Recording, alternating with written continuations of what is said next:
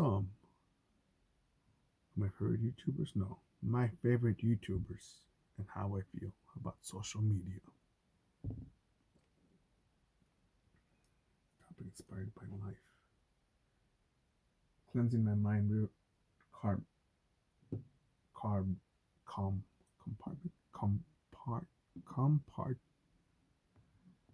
compartmentalizing, compartmentalizing my thoughts, my memories.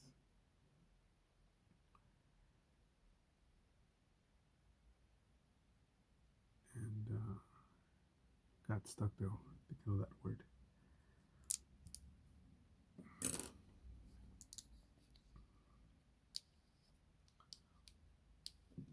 I've been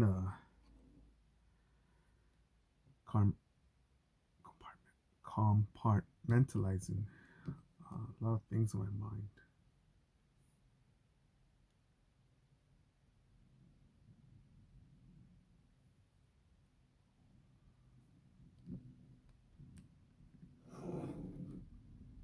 I lost. But you know who's helped me is people like the Sean Ryan YouTube channel, Charleston White. I don't think he has a YouTube channel, but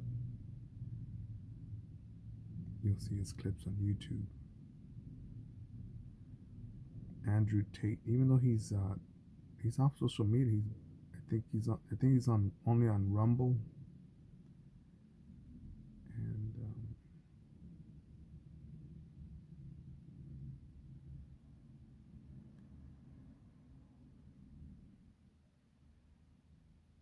Jordan Lee Peterson, not to be confused with Jordan Peterson.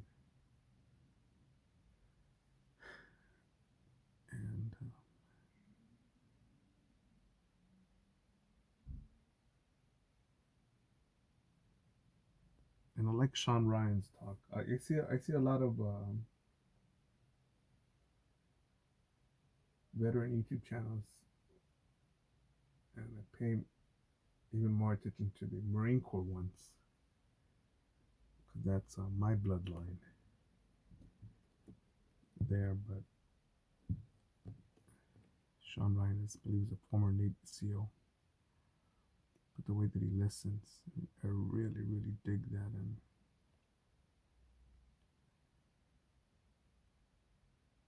you know, he's never said anything that really, really bothered me. I used to be a fan of Jocko Willink until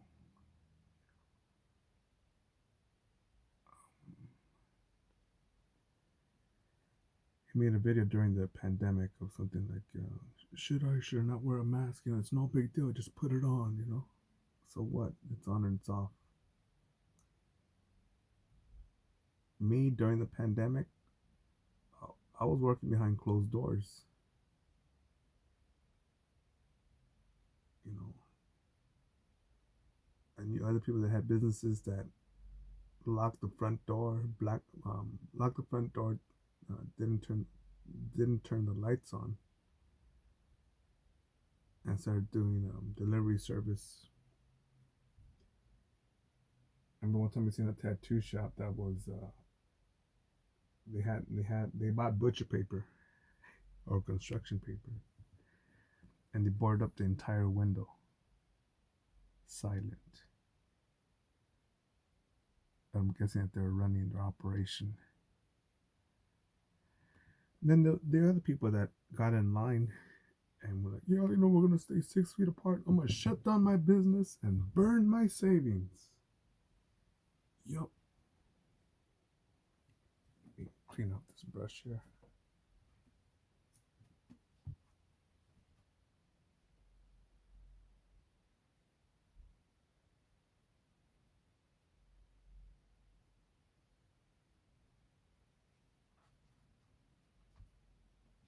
And other people.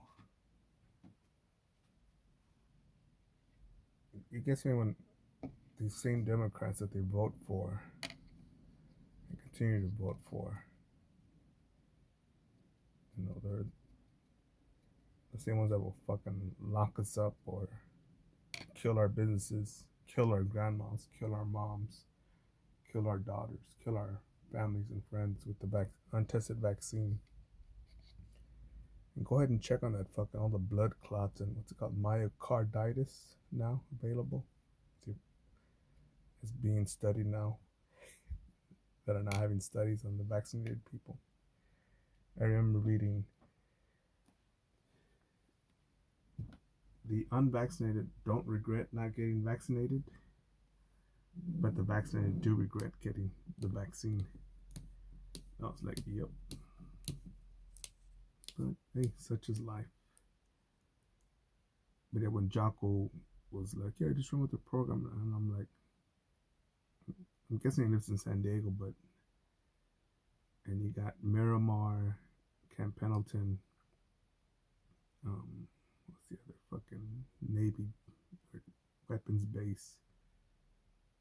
You have a lot of military down there, so you guys can unite and hold it down.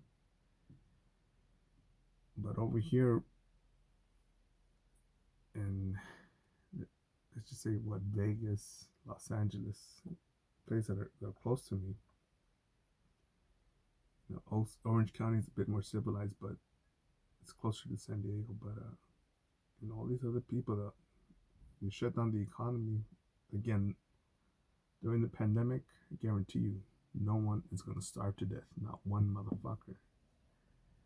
And if they run out of food, what do you think is gonna happen? I'm gonna tell you what I would do. I got a wife and kids, and I see the motherfucker across the street, my neighbor, or down the street, or the neighborhood over, and the zip code over, or in another city.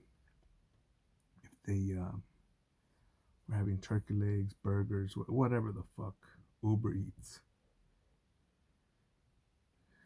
If my kids were starving, yeah, you can guarantee that I'm taking that kid's burger from your mouth. Oh, I'll take that Barbie too, that swing set also. If everything was locked down, if there was no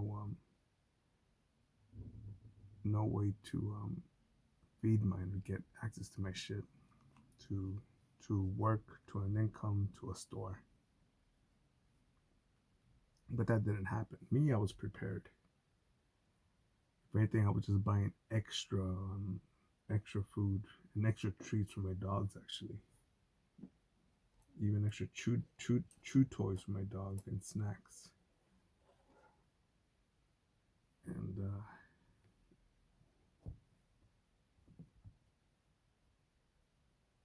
anyone like that, fuck them, man. You know, because there's some people that say, you know, oh, you know, just walk away from the problems, run away from it. Remember that scene from Saving Private Ryan where Tom Hanks, even though they're on a mission to find Private Ryan, they Tom Hanks says, you know, you go around this nest, but if we do that, they'll kill the next amount of troops that are here that don't see them. And I think that's how a lot of problems in life are, a lot of situations.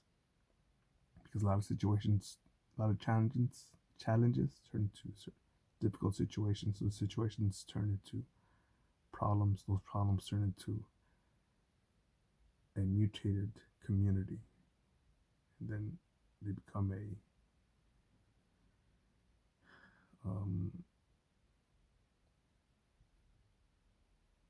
station of tacit approval, of toxicity. Fuck that, man. Clean this brush out.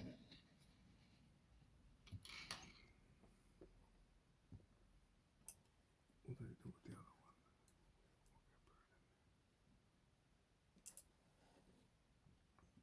one? But yeah, Charleston White, he sort of came out of nowhere. I have not noticed him now until maybe 2 weeks ago. But he's been a lot, and he said something like, rap music is more toxic than the KKK.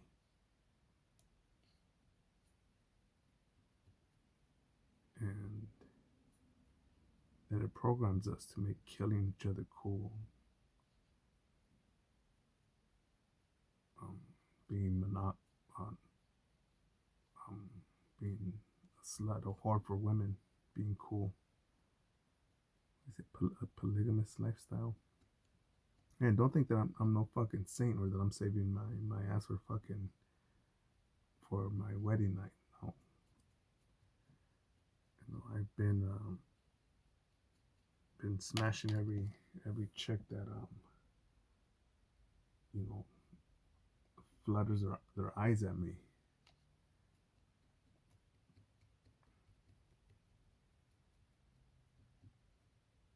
But yeah, but these people that talk about the deterioration of society, these are the people that are holding mirrors to ourselves. Like Charleston White, Jordan I think Jordan B. Peterson, Vigilance Elite, is it? Or Sean Ryan, I mess those names up possibly. And I forget the name of this one homestead channel that I just subscribed to because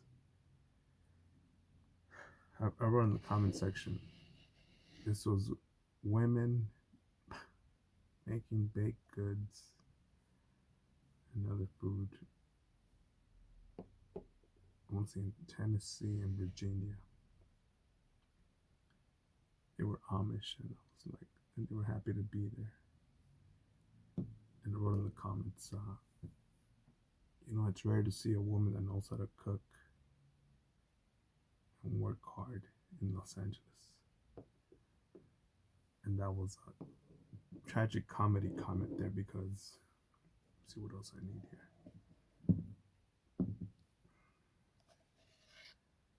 Okay, I'll tell you about this one chick. Gorgeous little thing. 19 years old. She was 19. I was older than her. And, when I would go out with her, different places, because usually we were just fucking and eating. That's it. Give a fuck about no concert, holding hands, go to the park. Fuck that. I got work to do, shit to discover, shit to learn, shit to improve on, shit to practice. Barely notice. But yeah, she never made a meal. She never said, "Hey, well, let me make you a sandwich," or "I know how to cook this or that." And I'm like, "Fuck, dude, you're lucky that you're fucking hot as fuck." But wife material, no. So that only lasted a couple weeks, a couple fun weeks. But some other dude picked her up.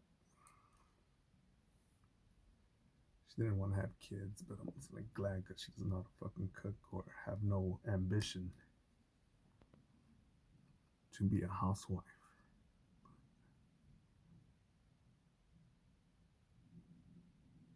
But yeah, homestead channels, they're amazing, dude. Andrew Tate being on there. I'm a fan of Joe Rogan's guest, but not really a fan of Joe Rogan. Really don't give a shit about him. And the comment that he made, well, two things. Number one time he was showing someone, "Hey Jimmy, pull up that video of that moose getting run over and hitting that SUV." And I thought, dude, that's an animal, and there are people in the car. And someone's day is gonna get fucked. And he starts laughing like hysterically. And I thought, imagine if that was your daughter. How much you'd be shitting a brick. "Oh, is my baby okay?" What if it was your daughter that was getting run over? I'd be there and say, "Oh, what a dumbass. How she get on the road chasing a ball, drunk, escaping a grizzly bear in the forest." Yeah, that's funny. And was he said something said about Trump. Yeah, can you believe he's keeping all those people in cages? And it's as simple as, who built those cages? You know, your boy, your homie Obama, that helped build that. What's it called? Not Delano. Is it Delano? That place where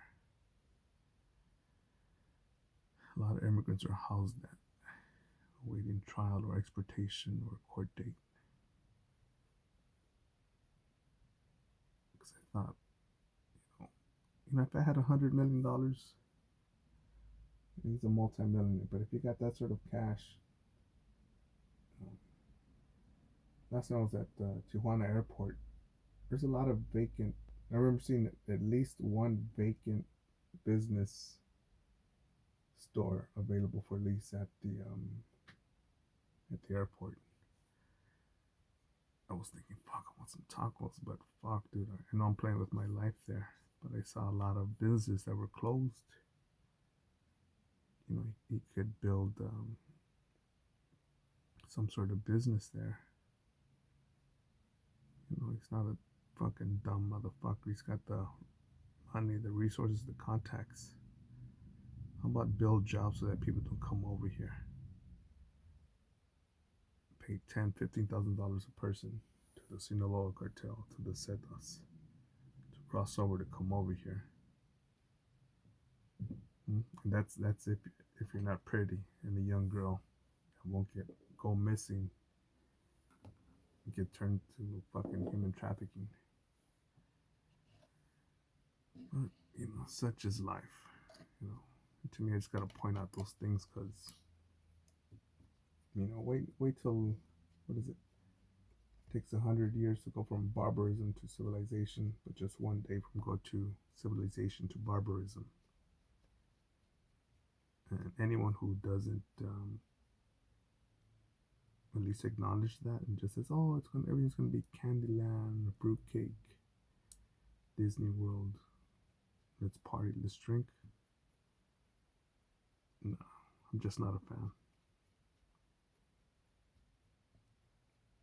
And I think also Joe Rogan said, I wouldn't have Trump on here because then I wouldn't want to be biased against the Democratic Party or some shit like that. But he had Tulsi Gabbard on there, which I love, which I've met, which is Babe, which is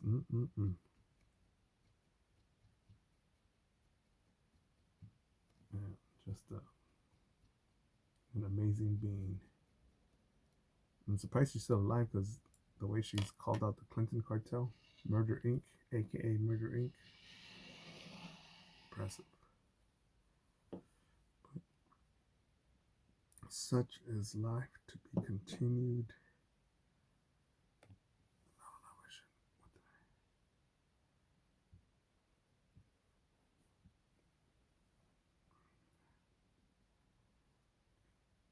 We'll let that dry. I'm gonna put the lasers on there. I'll put the lasers on there on video. Just why? To make another video. Right. Out.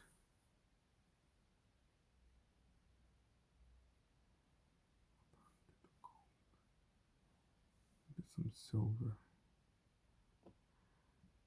Black on here. There's some little white on there. So I'll just put those to the side. White. Silver. Black. Connect it with this brush. No, we'll just do it with this brush since we're here already. This little part, at least.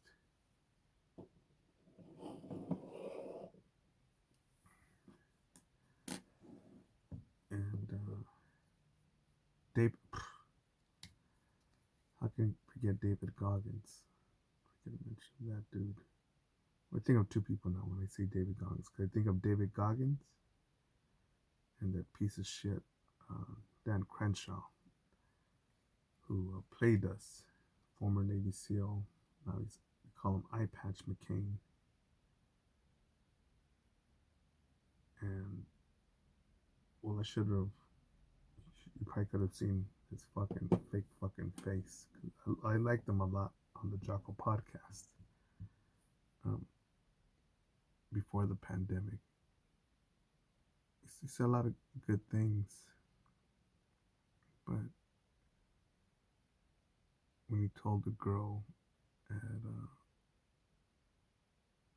some town hall, do you believe in God? And he just said, you can't ask me if I believe in God. And I thought, what the fuck? Probably the safest answer, politically correct, probably would have been what I would have said. I believe God is such a, and this is really how I feel. It's like I believe God. There's no reason for me to believe in God. God is, and God is so amazing. And because God is so amazing, that I would just do and know right now that while I don't have the fastest car, the shiniest watch, or the biggest bed, or the most dogs, or the most beautiful wife, that I know that there's many upgrades and improvements in my life that I could attain, that I must just keep on going, dude, because there's something out there. And some people call it the universe. You could, I'll say it's the God, the universe, consciousness, love. It's something so incredible. And our minds are so primitive that we can understand something that's so glorious in simple caveman terms. Right. That's all the brushes now I can put in here. Alright, let that dry. Then it's the black and the white. Yeah, David Goggins, man. Fuck Crenshaw. Fuck Dan Crenshaw. Because he said, him and some other fucking piece of shit were saying, yeah, I can't believe David Goggins, man. They're like, he never deploys, never known for any deployments, and who talks like that? And I thought, what the fuck? Dude. But,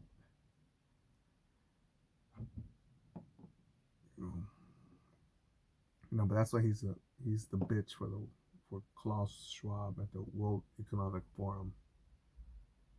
Fuck that motherfucker. Anyways, get after it. Acknowledge negativity, absorb it, use it as nuclear energy. No excuses, go forward.